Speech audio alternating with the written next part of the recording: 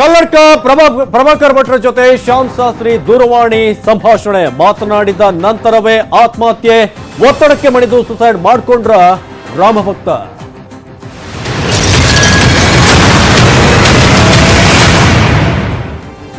ಇದು ನ್ಯೂಸ್ 18 ಕನ್ನಡದ ಎಕ್ಸ್ಕ್ಲೂಸಿವ್ ಆದಂತಹ ಸ್ಟೋರಿ. ಬಿಗ್ ಎಕ್ಸ್ಕ್ಲೂಸಿವ್ ಸ್ಟೋರಿಯನ್ನ ನಿಮ್ಮ ಮುಂದೆ ಇವತ್ತಿನ ಬೆಳಗ್ಗೆ ನ್ಯೂಸ್ 18 ಕನ್ನಡ ಇಡ್ತಾ ಇದೆ. ರಾಮಭಕ್ತನ ಸಾವಿಗೆ ಕಾರಣವಾಯ್ತಾ ಆ ಒಂದು ಕಾಲ್, ಕಲ್ಲಡ್ಕ ಪ್ರಭಾಕರ್ ಭಟ್ ಜೊತೆಗಿನ ದೂರವಾಣಿಯ ಕರೆ, ಆ ಒಂದು ಮಾತುಕತೆ ಆತ್ಮಹತ್ಯೆ ಅಂತ ನಿರ್ಧಾರಕ್ಕೆ ಕಾರಣವಾಯ್ತಾ? ಶ್ಯಾಮ್ ಪ್ರಸಾದ್ ಶಾಸ್ತ್ರಿಗೆ ಮಾಡಿದ್ದಂತಹ ದೂರವಾಣಿ ಕರೆಯ ಎಕ್ಸ್ಕ್ಲೂಸಿವ್ ಆದಂತಹ ಒಂದು ಆಡಿಯೋ ನ್ಯೂಸ್ 18 ಕನ್ನಡಕ್ಕೆ ಮಾತ್ರ ಲಭ್ಯವಾಗಿದೆ. ಶ್ಯಾಮ್ ಪ್ರಸಾದ್ ಶಾಸ್ತ್ರಿ ಆತ್ಮಹತ್ಯೆಗೂ ಮೊದಲು ಒಂದು ಕಾಲ್ ಅನ್ನ ಮಾಡಿರ್ತಾರೆ. ಆ ಕಾಲ್ ನಲ್ಲಿ ಕಲ್ಲಡ್ಕ ಪ್ರಭಾಕರ್ ಭಟ್ರು ಮಾತನಾಡಿರ್ತಾರೆ. ಕಲ್ಲಡ್ಕ ಪ್ರಭಾಕರ್ ಭಟ್ರಿಗೆ ಮಾತನಾಡಿದಂತ ಆಡಿಯೋ ನ್ಯೂಸ್ 18 ಕನ್ನಡಕ್ಕೆ ಮಾತ್ರ ಲಭ್ಯವಾಗಿದೆ. ಇವತ್ತಿನ ಬೆಳಗ್ಗೆ ನಾವು ಈ ಸುದ್ದಿಯನ್ನ ಬ್ರೇಕ್ ಮಾಡಿದ್ವಿ. ಆತ್ಮಹತ್ಯೆಗೂ ಮುಂಚೆ ಅವರು ಕಲ್ಲಡ್ಕ ಪ್ರಭಾಕರ್ ಭಟ್ರ ಜೊತೆ ಮಾತನಾಡಿರ್ತಾರೆ. ಮಾತುಕತೆಯಲ್ಲಿ ಸಾಕಷ್ಟು ವಿಚಾರಗಳು, ನೀವು ಬೆಚ್ಚಿ ಬೀಳುವಂತ ಒಂದಷ್ಟು ಶಾಕಿಂಗ್ ಫ್ಯಾಕ್ಟ್ಸ್ಗಳು ಈ ಒಂದು ಆಡಿಯೋದಲ್ಲಿ ಲಭ್ಯವಾಗಿದೆ. ಹಾಗಾದ್ರೆ ಶ್ಯಾಮ್ ಪ್ರಸಾದ್ ಶಾಸ್ತ್ರಿ ಮತ್ತು ಕಲ್ಲಡ್ಕ ಪ್ರಭಾಕರ್ ಭಟ್ರು ಮಾತನಾಡಿದ್ದೇನು? ಈ ಸುದ್ದಿಯನ್ನ ನ್ಯೂಸ್ 18 ಕನ್ನಡ ಮೊದಲು ಬ್ರೇಕ್ ಮಾಡ್ತು, ನಂತರ ಉಳಿದವರು ಫಾಲೋ ಮಾಡ್ತಿದ್ದಾರೆ. ಅದೇ ರೀತಿಯಾಗಿ ಈ ಒಂದು ಕೊನೆಯ ಕಾಲ್ ನಲ್ಲಿ ಏನೇನು ಮಾತುಕತೆ ಆಗಿದೆ, ಶ್ಯಾಮ್ ಪ್ರಸಾದ್ ಶಾಸ್ತ್ರಿ ಮತ್ತು ಕಲ್ಲಡ್ಕ ಪ್ರಭಾಕರ್ ಭಟ್ರು ಮಾತನಾಡಿದ್ದು ಏನು, ಆ ಕಾಲ್ ಆದ ನಂತರ ಶ್ಯಾಮ್ ಪ್ರಸಾದ್ ಶಾಸ್ತ್ರಿ ಆತ್ಮಹತ್ಯೆ ಮಾಡಿಕೊಳ್ಳುವಂತ ನಿರ್ಧಾರ ಯಾಕೆ ಮಾಡಿದ್ರು, ಏನಾದ್ರೂ ಒತ್ತಡ ಆಯ್ತಾ? ಆ ಒಂದು ಆಡಿಯೋ ನ್ಯೂಸ್ 18 ಕನ್ನಡದಲ್ಲಿ ಮಾತ್ರ ಲಭ್ಯವಾಗಿದೆ. ಸೂಪರ್ ಎಕ್ಸ್ಕ್ಲೂಸಿವ್ ಆಗಿ ನಿಮ್ಮ ಮುಂದೆ ಇಡ್ತಾ ಇದ್ದೀವಿ. ಈ ಕೊನೆಯ ಕಾಲ್ ನ ಆಡಿಯೋವನ್ನ ಬಿತ್ತರಿಸಿದ್ದು ನಾವೇ. ಆ ಕೊನೆಯ ಕಾಲ್ ನಲ್ಲಿ ಏನಿತ್ತು ಅದನ್ನ ರಿವೀಲ್ ಮಾಡಿದ್ದು ನ್ಯೂಸ್ 18 ಕನ್ನಡ ಪ್ರಪ್ರಥಮ ಬಾರಿಗೆ. ಈ ಒಂದು ಸುದ್ದಿಯನ್ನ ಬ್ರೇಕ್ ಮಾಡುತ್ತೆ. ನಾವು ಬಿತ್ತರಿಸಿದ ಮೇಲೆ ಅದನ್ನ ಬೇರೆಯವರು ಫಾಲೋ ಮಾಡ್ತಿದ್ದಾರೆ. ಇದು ಇವತ್ತಿನ ಈಗಿನ ಲೇಟೆಸ್ಟ್ ಟ್ರೆಂಡ್ ಅಂತ ಹೇಳ್ಬೋದು. ನಾವು ಸುದ್ದಿಯನ್ನ ಬ್ರೇಕ್ ಮಾಡ್ತಿದ್ದೀವಿ, ಅದಾದ ನಂತರ ಬೇರೆಯವರು ನಮ್ಮನ್ನ ಫಾಲೋ ಮಾಡ್ತಿದ್ದಾರೆ. ಶ್ಯಾಮ್ ಶಾಸ್ತ್ರಿ ಮತ್ತು ಕಲ್ಲಡ್ಕ ಅವರ ಕೊನೆಯ ಸಂಭಾಷಣೆ ಏನಿತ್ತು, ಇವತ್ತು ಬೆಳಗ್ಗೆ 8 ಗಂಟೆಗೆ ನ್ಯೂಸ್ 18 ಕನ್ನಡ ಅದನ್ನ ರಿವೀಲ್ ಮಾಡುತ್ತೆ. ಅದಾದ ನಂತರ ಬೇರೆಯವರು ನಮ್ಮನ್ನ ಫಾಲೋ ಮಾಡ್ತಿದ್ದಾರೆ.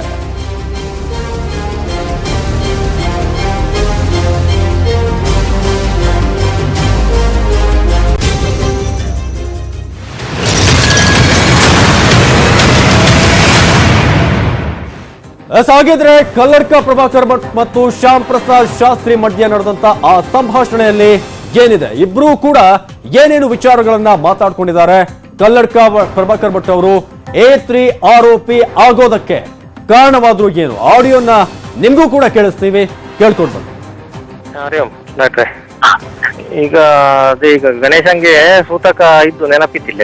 ಈಗ ಹಂಗೆ ಈಗ ಒಟ್ಟಿಗೆ ಹೋಪ 2 ದಿನ ಬಿಟ್ಟು ಅದು 2-3 ದಿನ ಬಿಟ್ಟು ಹಂಗೆ ಶುದ್ಧ ಆಯ್ತು. ಈಗ ಹಂಗೆ ಒಟ್ಟಿಗೆ ಹೋದರ ಕಾಳಿ ಕೇಳಿದೆ ಶಿವಣ್ಣಂಗೆ ಒಟ್ಟಿಗೆ ಹೋಪ ನಾಳಿ, ಮತ್ತೆ ಪ್ರಭಾಕರಣ್ಣಂದೆ ಸಿಕ್ಕುತ್ತ ಒಳ್ಳೆ ಆದರೆ ಅವರ ಕರಕೊಂಡೆ ಒಟ್ಟಿಗೆ ಹೋಪನ ಹಿಂಗೆ ಹೇಳಿ ಅದಕ್ಕೆ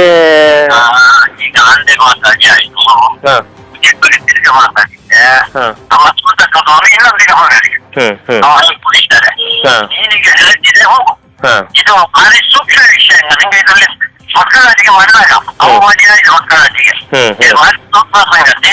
ನೀವೇ ಅದಕ್ಕೆ ಹೋಯ್ತು. ಈಗ ಇಲ್ಲದ್ರೆ ಹೆಂಗನ ಮರ್ಯಾದೆಲ್ಲ ಉಂಟು. ನಾನು ಓಡಿ ತೋರಿಸಿದ ನಿಮ್ಗೆ ನೋಡಿ ಪರಿಸ್ಥಿತಿ ಮಾತಾಡಿದೆ, ಮಾತಾಡಿ ಸ್ವಲ್ಪ ಹಿಂದೆ ಹೋಗ್ತಾ ಮಾತಾಡಿ ಆಯ್ತು. ಅದಕ್ಕೋಸ್ಕರ ನೀನು ಅವ್ರು ಇನ್ನೊಂದು ದಿನ ಬೇಕಾದ್ರೆ ಅವರೊಟ್ಟಿಗೆ ತೆರೆ ಹೋಗುದಿಲ್ಲ, ಏನು ಒಂದು ವಿಷಯ. ಆದ್ರೆ ಇಂದು ನೀನು ಮಾತಾಡಿ ಇಂದಿಗೆ ನಿಗಂಟು ಮಾಡಿದ ಹೊತ್ತಿಗೆ ನೀನು ಹೋಗಿರ್ಬೇಕು. ಅದಕ್ಕೋಸ್ಕರ ಎಷ್ಟು ಗಂಟೆಗೆ ಆಲೋಚನೆ ಮಾಡಿದ್ದೆ. ಅದೇ ಒಂದು ಕಾಲಕ್ಕೆ ಹೋಗೋದು ಈಗ ಯೋಚನೆ ಮಾಡಿದ್ದು. ಹಂಗೆ ಈಗ ಅವನ ಹತ್ರ ಹೇಳಿ ಇನ್ನೊಂದು ದಿನ ನಿನ್ನ ಕರ್ಕೊಂಡು ಹೋಗ್ತೇನೆ. ಸರಿ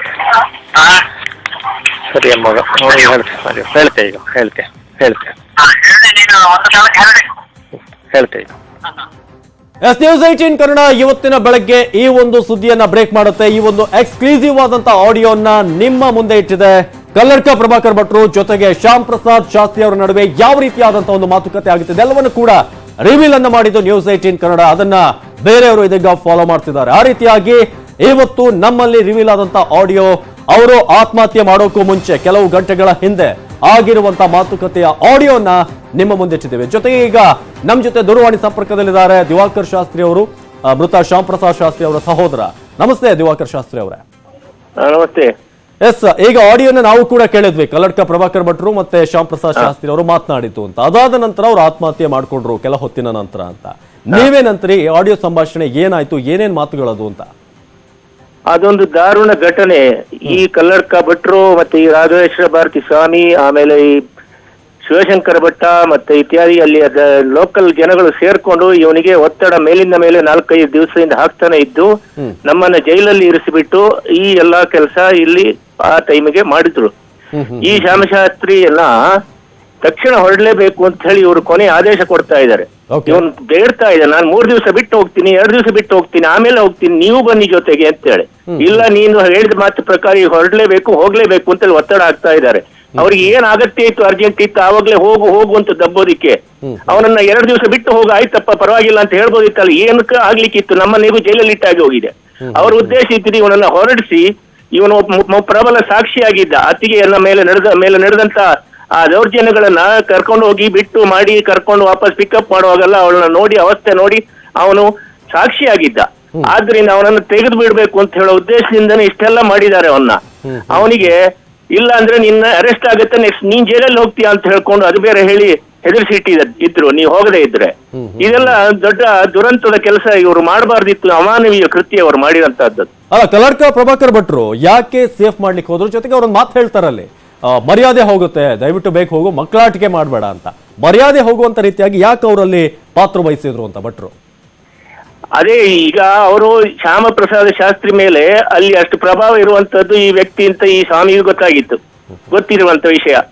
ಶ್ಯಾಮಶಾಸ್ತ್ರಿ ಅಥವಾ ನಮ್ಮ ಇಡೀ ಕುಟುಂಬ ಈ ವ್ಯಕ್ತಿಗೆ ಬಹಳಷ್ಟು ಗೌರವ ಕೊಡ್ತಾ ಇತ್ತು ಆ ಊರಿನಲ್ಲಿ, ಈ ಯಾರು ಕಲ್ಲಡ್ಕ ಪ್ರಭಾಕರ್ ಭಟ್ರಿಗೆ. ಆದ್ರೆ ಅವರನ್ನೇ ಬಳಸ್ಕೊಂಡು ಇವನ ಮೇಲೆ ಒತ್ತಡ ಆಗಿ ಇವನು ಅವ್ರ ಹತ್ರ ನನ್ಗೆ ಈ ತರ ಸಂಕಷ್ಟ ಇದೆ ಅಂತ ಹೇಳ್ಕೊಂಡಿದ್ದ ಅಂತ ಹೇಳಿದ್ರೆ ಅವ್ರು ಹೇಳ್ತಾರೆ, ಅವರ ಹೇಳಿಕೆಗಳು ಯಾರು ಕಲ್ಲಡ್ಕ ಭಟ್ರು. ಆದ್ರೆ ಸಂಕಷ್ಟ ಇದ್ದವನನ್ನ ಮತ್ತು ಒತ್ತಡ ಹಾಕಿ, ಆಯ್ತಪ್ಪ ನಿನ್ಗೆ ಎಲ್ಲ ರಕ್ಷಣೆ ಕೊಡೋಣ, ನೀನು ಹೋಗ್ಬೇಡ, ಇರು, ತಡ ಮಾಡಬೇಡ, ಅಥವಾ ಈಗ್ಲೇ ಹೋಗು ಅಂತ ಹೇಳೋ ಅಗತ್ಯ ಏನಿದೆ ಅಂತ ಹೇಳಿ. ಹಾಗೆ ಧನ್ಯವಾದ ದಿವಾಕರ್ ಶಾಸ್ತ್ರಿ ಅವರ ಮಾತಾಡಿದಕ್ಕೆ. ಈಗ ಸಂಧ್ಯಾ ಅವರಿದ್ದಾರೆ, ಮೃತ ಶ್ಯಾಮ್ ಪ್ರಸಾದ್ ಶಾಸ್ತ್ರಿ ಅವರ ಪತ್ನಿ. ನಮಸ್ತೆ ಸಂಧ್ಯಾ ಅವರೇ. ಸಂಧ್ಯಾ ಅವರೇ, ನಿಜಕ್ಕೂ ಈ ರೀತಿಯಾದಂತಹ ಘಟನೆ ಆಗಿರೋದು ವಿಷಾದಕರ. ಆದ್ರೆ ಈ ಒಂದು ಸಾವಿನ ಹಿಂದೆ ಈ ರೀತಿಯಾಗಿ ಕಾಲ್ ಒಂದು ಕಾರಣವಾಗಿದೆ ಅನ್ನೋ ಒಂದು ಸಂಶಯ ಮೂಡ್ತಾ ಇದೆ. ನೀವೇನಂತೀರಿ? ನಿಮ್ಗೇನಾದ್ರೂ ಈ ಕರೆ ಬಂದ ನಂತರವೇ ಆ ರೀತಿ ನಿರ್ಧಾರ ಮಾಡಿದ್ರು ಅಂತ ಅನಿಸ್ತಿದ್ಯಾ?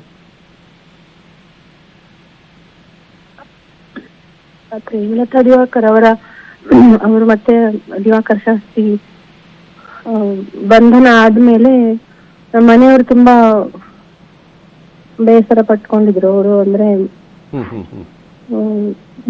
ಯಾರ ತುಂಬಾ ಆಕ್ಟಿವ್ ಆಗಿದ್ದವರು, ಹಸನ್ಮುಖಿ ಬರ್ತಾ ಇದ್ದವರು.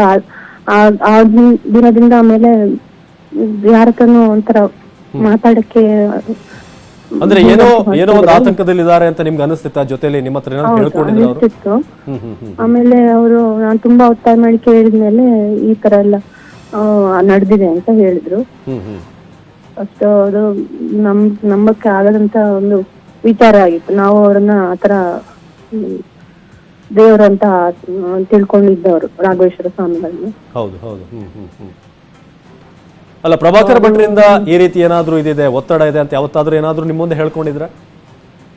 ಅದು ಅವರು ಆಗಸ್ಟ್ 31 ಈ ತರ ಮಾಡ್ಕೊಂಡಿದ್ದು. ಅದಕ್ಕಿಂತ ಮುಂದಿನ ದಿನ ಸ್ಟಾರ್ಟ್ ಆಗಿದೆ. ಅಂದ್ರೆ ಒಂದ್ 2-3 ದಿನ ಹಿಂದೆ ಅಲ್ಲಿ ಪುತ್ತೂರು ಸಿಟಿಯಲ್ಲಿ ಹೋಗ್ಬೇಕಿದ್ರೆ ಅಲ್ಲಿ ಕೂಡ ಹೇಳ್ತಿದ್ರಂತೆ, ನೀವು ಅವರಿಗೆ ಅಣ್ಣನ್ಗೆ ಸಪೋರ್ಟ್ ಮಾಡಬೇಡಿ, ನೀವು ಅಲ್ಲಿ ಮಠಕ್ಕೆ ಹೋಗಿ ಅವ್ರ ವಿರುದ್ಧ ಅಂದ್ರೆ ಅಣ್ಣ ಮಾಡಿದ ತಪ್ಪು ಅಂತ ನೀವು ಹೇಳ್ಬೇಕು ಅಂತೆಲ್ಲ ಆತರ ಏನು ಅಂತ ಹೇಳ್ತಿದ್ರು. ಸ್ವಲ್ಪ ಒತ್ತಡ ಹಾಕ್ತಿದ್ರು ಅಂತ. ಮತ್ತೆ ಹಿಂದಿನ ದಿನ ಎಲ್ಲ ನೀವು ಹೋಗ್ಲೇಬೇಕು, ಒಂದ್ಸರಿ ನೀವು ನಿಮ್ ಫ್ಯಾಮಿಲಿ ಎಲ್ಲರೂ ಹೋಗ್ಬೇಕು, ಅಲ್ಲಿ ನಮಸ್ಕಾರ ಮಾಡಿ ಬನ್ನಿ ಅಂತ ಹೇಳ್ತಿದ್ರಂತೆ, ಒತ್ತಾಯ ಮಾಡ್ತಿದ್ರು.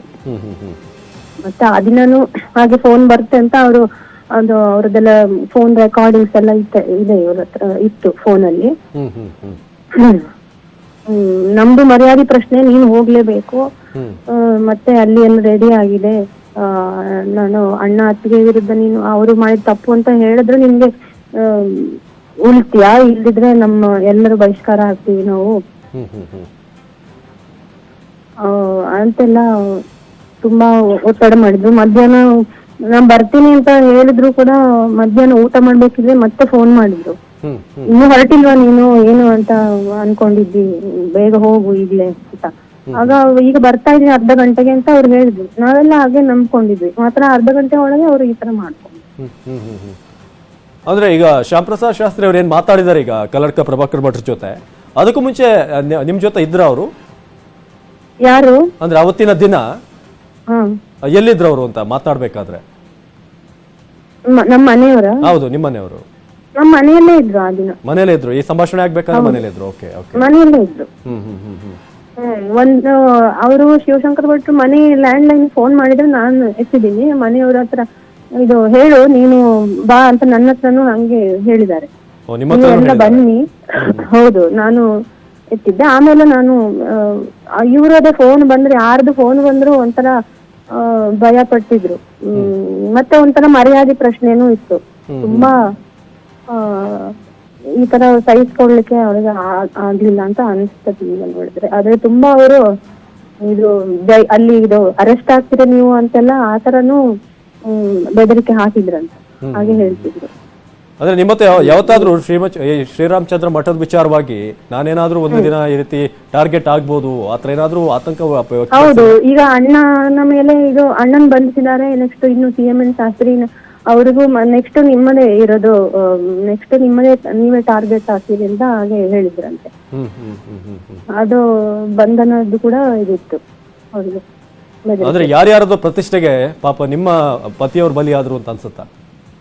ನಿಜ, ಅವರು ಈ ತರ ಅವರು ಎಷ್ಟು ಜನರಿಗೆ ಅವರ ಮಠದಿಂದ ಹಿಂದೆ ಸರಿದಿದ್ದಾರೆ ಅಂದ್ರೆ ಅವರ ಮುಖವಾಡ ಗೊತ್ತಾಗಿದೆ. ಆದ್ರೆ ಇನ್ನೂ ಕೂಡ ಅದನ್ನ ಯಾರು ನಂಬ್ತಾ ಇಲ್ಲ. ಅದು ನಮ್ಮ ದುರದೃಷ್ಟ.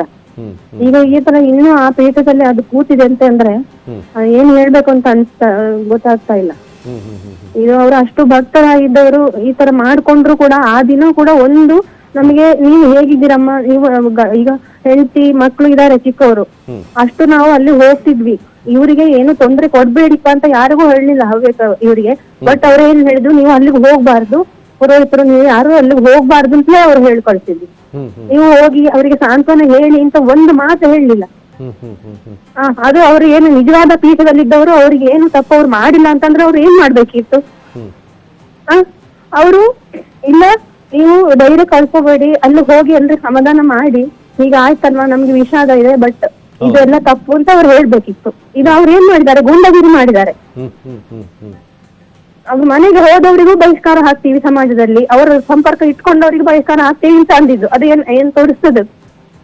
ಅಂದ್ರೆ ನೀವ್ ಹೇಳೋ ಪ್ರಕಾರ ಶಾಸ್ತ್ರಿ ಅವರು ಅಂತ ದುರ್ಬಲ ವ್ಯಕ್ತಿ ಅಲ್ಲ, ದುರ್ಬಲ ಮನಸ್ಥಿತಿ ಅವರಲ್ಲ. ಖಂಡಿತ ಅಲ್ಲ. ಎಷ್ಟು ಜನ ಅವರು ನಮ್ಗೆ ಉದಾಹರಣೆ ಕೊಟ್ಟಿದ್ದಾರೆ. ಯಾರು ಒಂದಿಬ್ರು ಆತ್ಮಹತ್ಯೆ ಮಾಡ್ಕೊಳ್ಳಕ್ಕೆ ಹೋದವರು ಇವರಿಗೆ ಕಾಲ್ ಮಾಡಿ ಕೊನೆಗೆ ನಾನು ಈ ತರ ಮಾಡ್ತಿದ್ದೀನಿ, ನನ್ನನ್ನು ಯಾರು ತಡಿಬೇಡಿ, ನನ್ಗೆ ಕಷ್ಟ ಆಗ್ತದೆ ಅಂತ ಹೇಳಿದವರಿಗೆ ಇವರು ಫೋನಲ್ಲಿ ಸಮಾಧಾನ ಮಾಡಿ ನಾನೇ ಕಿವಿಯಾರ ಕೇಳಿದ್ದೀನಿ. ಅವ್ರು ಈಗಲೂ ನೆನೆಸ್ಕೊಳ್ತಾರೆ.